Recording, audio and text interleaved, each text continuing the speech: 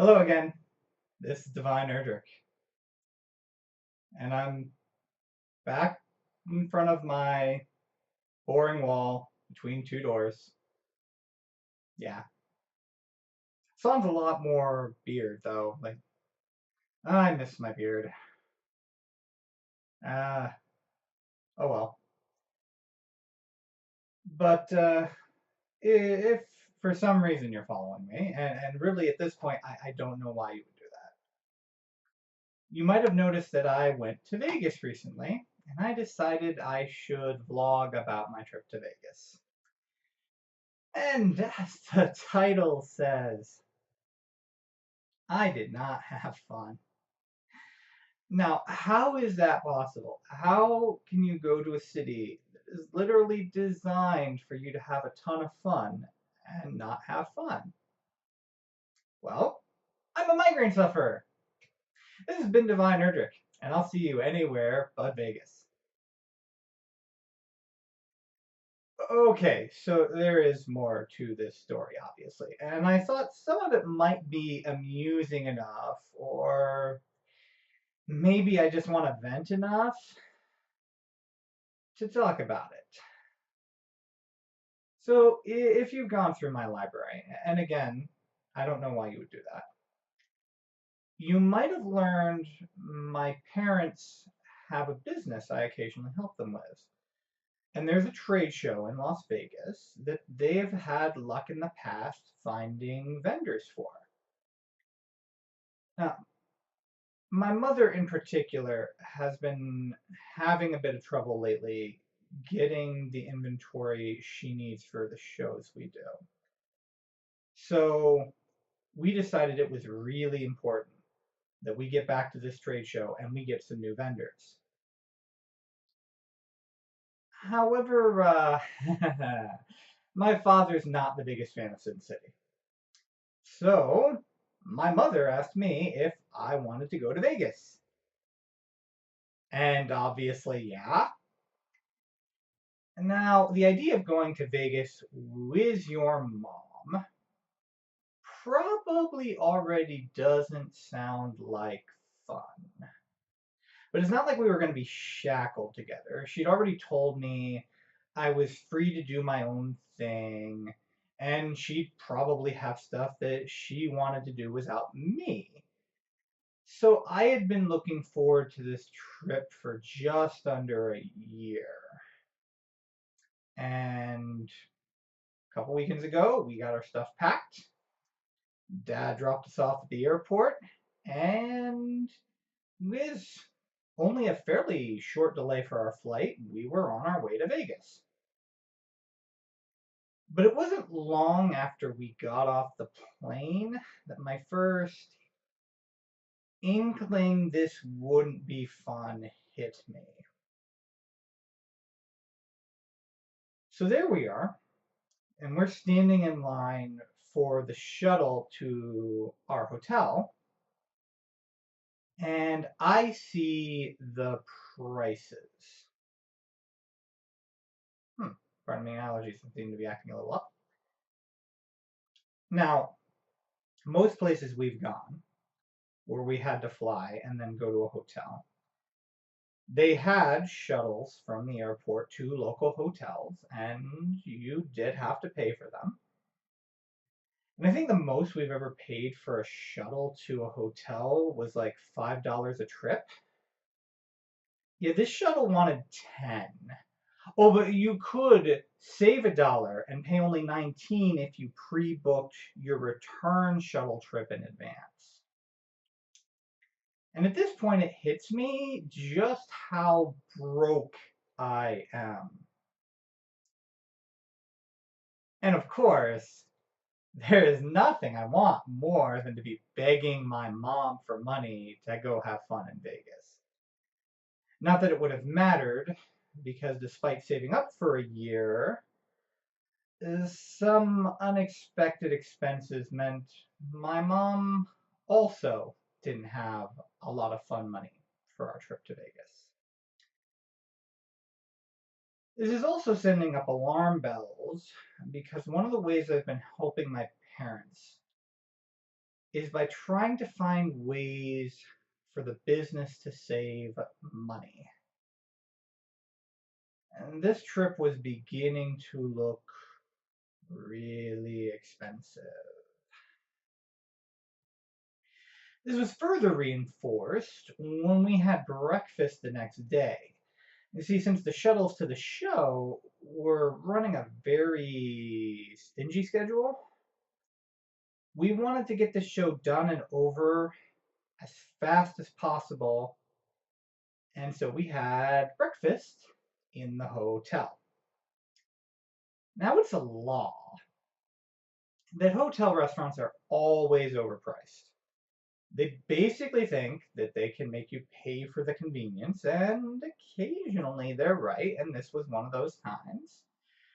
But I had a very simple breakfast. Maybe a 4-ounce ham steak, 2 eggs, a small side of hash browns, and a nice tea. And that cost almost $25. And it took them nearly half an hour to serve us. Like $2.15, I could have cooked the same exact breakfast almost. Okay, yeah, their eggs are better than my eggs, but I prefer the way I make my own hash browns, thank you. So, first step to not having fun in Vegas: be broke. Vegas is expensive. And trying to do Vegas on the cheap, it might be possible with a good friend who knows the city, but we didn't have that. And our attempt at this only made the trip more miserable than it needed to be. I'm not sure how much per day you really need to enjoy Vegas, but we did not have it. Now let's get to the show. So the first day, each of us split up and hit the trade show hard, looking for new contacts for the business. Now the show was pretty big, but Mom swears it's actually quite a bit smaller since the last time she went.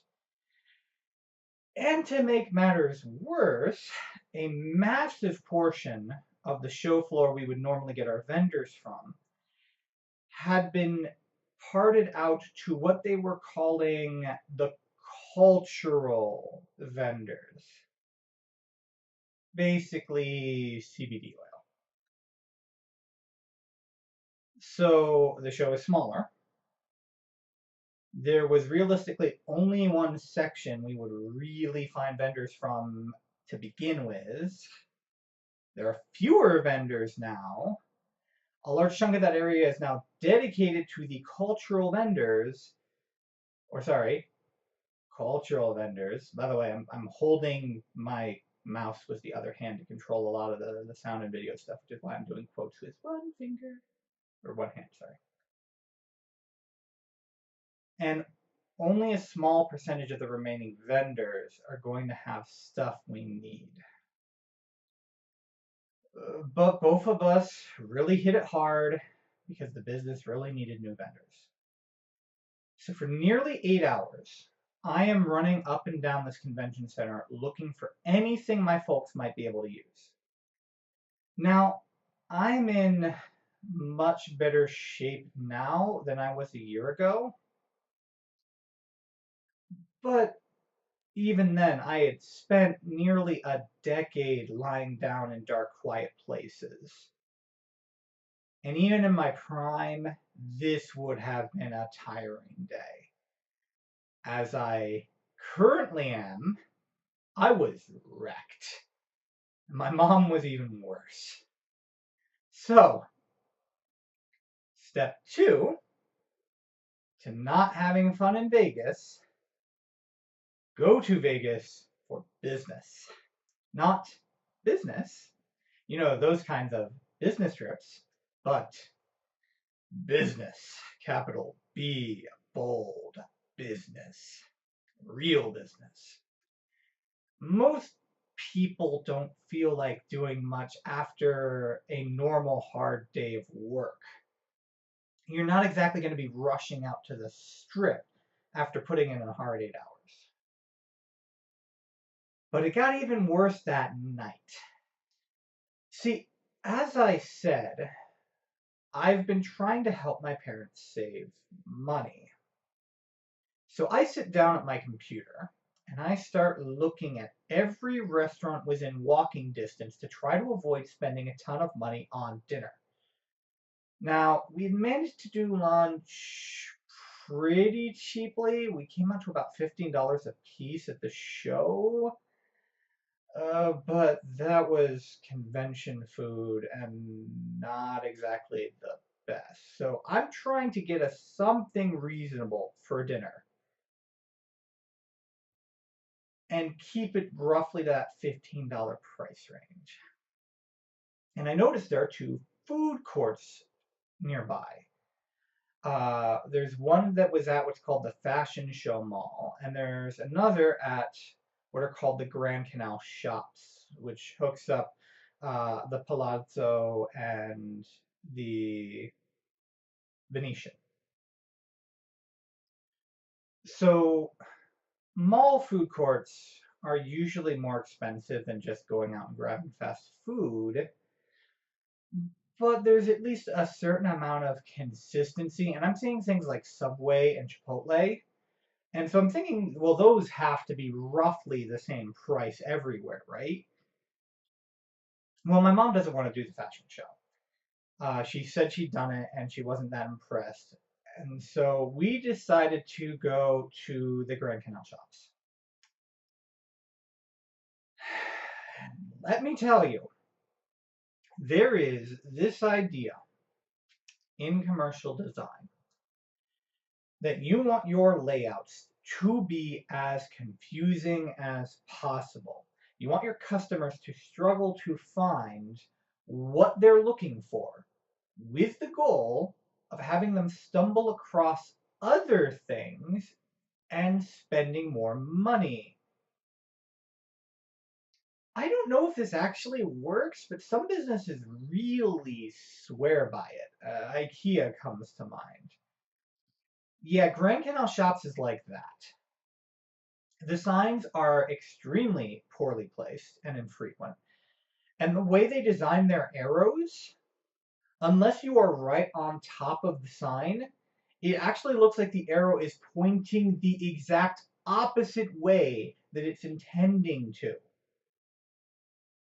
And the maps that they have, those little kiosks with the "you are here" that show you where all the stores are, yeah, some of those outright lie to you. The end result was that frequently, when we asked for directions to the food court, we found out we were heading in the complete opposite direction of where the food court was. So here we are, we're sore, we're hungry, we're tired, we're also stubborn. Neither of us wanted to pay the prices for the restaurants we were walking by. And eventually we did find the food court. So we both decided to go for basically classic American at the time, hamburgers, fries, chicken strips. And the meal basically came to $30 for both of us. But it really was just really overpriced fast food. Like McDonald's, Burger King, Wendy's standard fast food fare. So, my step 3, not having fun in Vegas. Trying to not spend money. So we finally get back to the room, and we are absolutely exhausted, and our stomachs aren't feeling well, and it may not even be 10 o'clock, but we pass out. And so passed day 1. The next day, we take our sweet time getting up. We've only got a few more places at the show that we want to check out. but we do want to do that, so we decide to head back.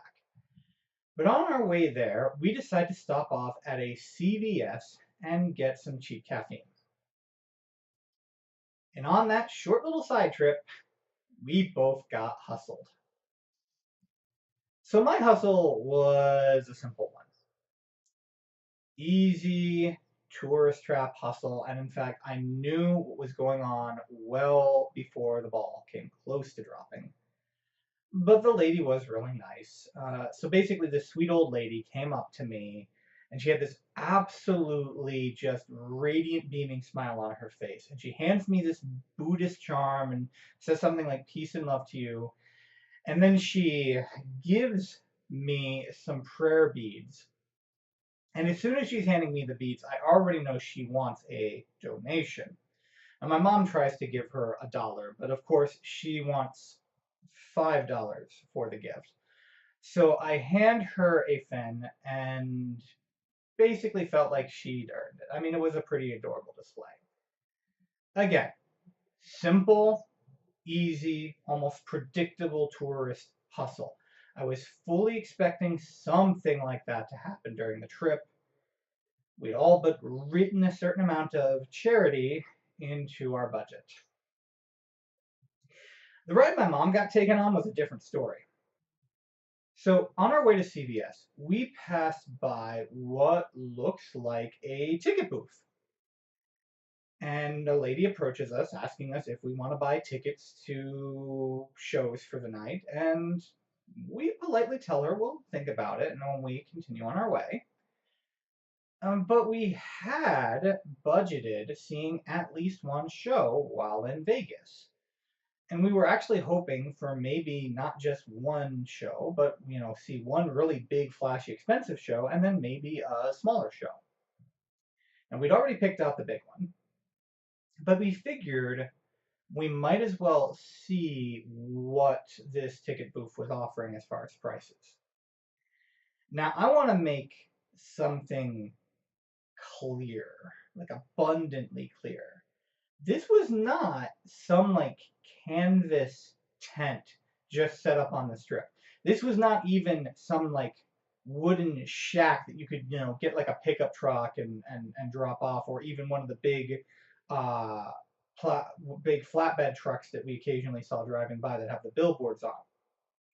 This was a permanent building, a permanent structure that was connected to one of the Vegas hotel, casino, and theaters.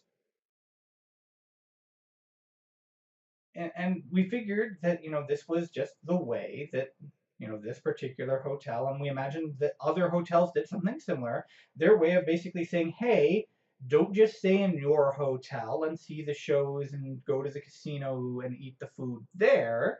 Come to our hotel, see our shows, gamble at our casino, and eat our food.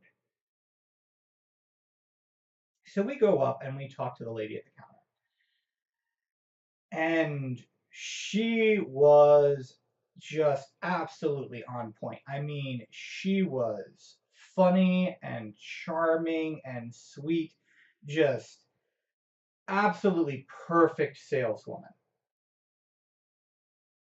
But I start noticing right off the bat that we're getting pitched pretty hard on what should be a simple sale. And I'm really just kind of expecting there's going to be some kind of like upsale at some point. I mean, she's offering us $35 a person. $35 a person to go see Cirque du Soleil and get a buffet. So, food and a movie, or sorry, food and a show, $35 each. And I'm waiting for the catch. I'm waiting for the ball to drop. And it seems like she kind of already told us what it was. Like, she wanted us to go to this other casino, which seemed kind of weird. But even still, this doesn't my I've worked sales. I mean, technically, that's one of the things I help my parents out with. And my senses are tingling. The spidey senses are going off. Or I guess maybe it's the salesman senses. Now, stretching out a sale is a pretty classic tactic. So, first of all, the more comfortable and chummy you can get a customer with you, the more likely they are to buy, the more money they're likely to spend. Second of all, there's a weird thing that can happen for a lot of people where if they spend a lot of time on a sale, if they spend a lot of time getting what they're trying to buy, they will actually spend more money or buy more things, participate in more upsales. Because that way it justifies in their mind all of the time that they've spent on this particular sale. But really, one of the big reasons that you drag out a sale is that if a sale takes a long time, when it starts to wrap up, the customer will get in a hurry to wrap it up, and they might not read too deeply into any fine print that you put at the end of the sale. And it was this last part that this woman was after. Now, as I said, during the sale, we agreed to head over to at least one casino to visit. But this wasn't the catch I was expecting, although it was in fact part of that catch. So she's finally wrapping things up, and she hands my mom this slip of paper. And she begins to ask her to initial all of these boxes. And at first, they're really common sense kind of things. It's things like, I agree I am at least this old. I agree I am not affiliated with such and such or so and so. But then they start to turn odd. I agree I am single or otherwise unmarried. I agree I make at least $50,000 a year. And then we get to the end game. I agree to spend at least half an hour attending a presentation on timeshares. And holy crap, did that woman just blow through that particular point, getting my mom to initial that one really quick. So, what my mom ended up doing, we both realized this just a little bit too late, was paying $70 cash, I might add, and agreeing to take a trip to a casino so that she could be pitched a timeshare. And in exchange, we got this little slip of paper that had written on it in pen by the lady who sold us that we would get tickets to Cirque du Soleil and a buffet. I'm willing to bet they'd honor the buffet part too, because I'm willing to bet they'd probably sit you down for the buffet while doing the timeshare thing. It would just be the buffet at this casino that they're doing these presentations at. And so here we are on the shuttle to go to our trade show, looking at this piece of paper that we just spent $70 on. And we don't have so much as a receipt. And like I said, this looked every bit an actual ticket booth. But apparently it was just a vendor to try to get people to agree to get sold timeshares. So, step 4 in my little tale here, don't buy your tickets online.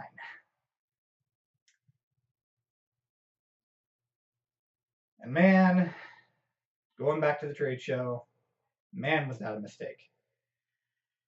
Having hit the show so hard the previous day and having had garbage for lunch and dinner, yeah, our bodies didn't want to work. We stuck it out as best we could, but it quickly became clear we had seen all of the vendors that were going to have any application for our business. And so eventually we decided to just head back to the hotel and crash. And this is where the one good piece of news for the trip occurs. Because we went back into the casino area of the hotel, actually looking for the hotel's buffet, and thinking we're just gonna just do the buffet. We'll just do the buffet. We'll get all the food we need and eat what we want. I'm tired. And we find this grinder shop. And we decide to give it a try. And the prices were very reasonable. Again, it was around that $15 per person mark. And the grinders were fantastic. So finally, we had found affordable food, well, affordable by Vegas standards food that was actually really good. And yeah, that turned out to be one of the only good things about the show that was just no strings attached. This was something good to have happen on the trip. And then we spent the rest of the day basically trying to recuperate. Needless to say, after those 2 days, our bodies weren't exactly up for running around Vegas, let alone getting pitched a timeshare. So we decided to spend the entire next day just resting, just staying in. At this point, the trip starts to become much more enjoyable.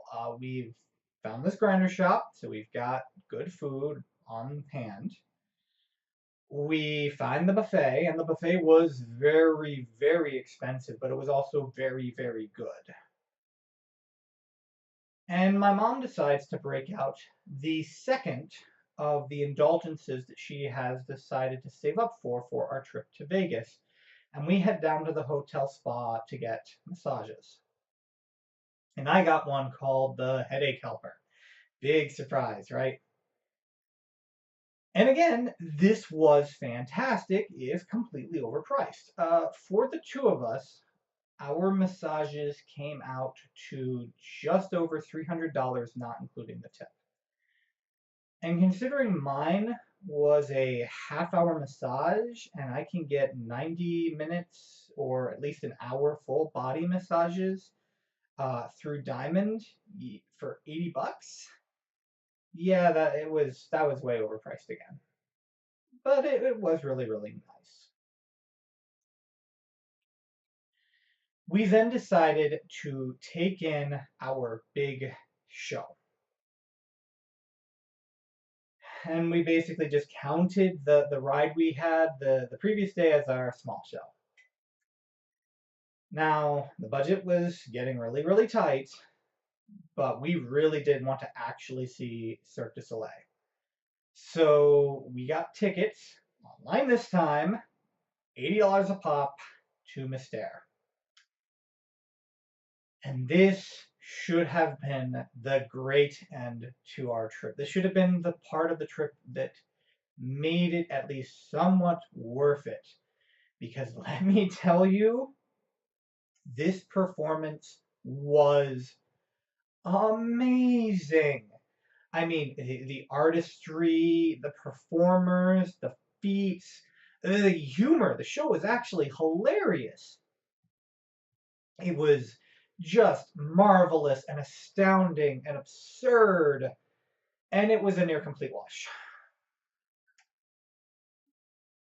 At this point, the trash we'd eaten the first couple of days had caught up to my mom. She missed the entire show. And I spent the entire show wincing in pain at all of the bright lights and all of the drones. Which brings us to step 5, the step I started us out with for not having fun in Vegas. Be a migraine sufferer. The city is just so bright and loud, and other than your hotel, you really can't get away from it. And so much of this entertainment is based on light and sound. From the strips to the casinos to even the malls. I had been fighting to keep my head from blowing up the entire trip, and the stare was the last straw. So yeah, we spent the last day of our Vegas trip in our hotel room, broke, sick, and exhausted, and with basically nothing to show for it. The trade show had all but been a wash. So yeah, that's how not to have fun in Vegas. Geeking out over Path of Exile should be back next week. This has been Divine Erdrick. I'm glad to be home.